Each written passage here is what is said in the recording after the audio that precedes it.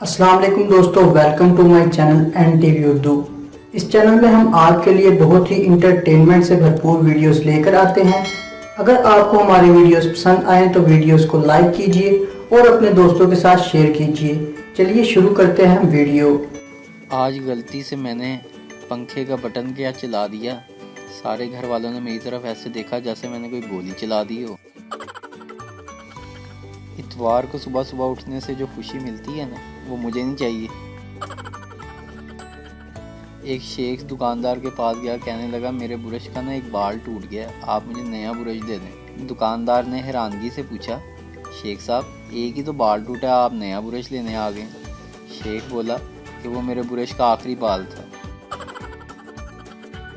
कुछ लड़कियां इतनी पतली होती हैं कि मच्छर भी काटने से पहले सोचता है कि इसका खून चूस के जाऊं या इसको दे के जाऊं। कुछ तो खास वजह है उस जगह पे, नहीं तो ऐसे नहीं लोग कहते टट्टे खूह विच जा। एक फैसलाबादी ने ऊंट कोलों कुट खा ली।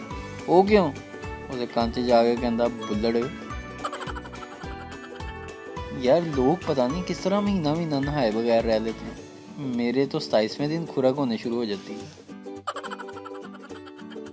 अल्लाह के नाम पे 1 रुपया दे दो। चलो चलो कल आना। एक तो ये कल आना के चक्कर में मेरा इस मोहल्ले में लाखों रुपया फंसा हुआ है।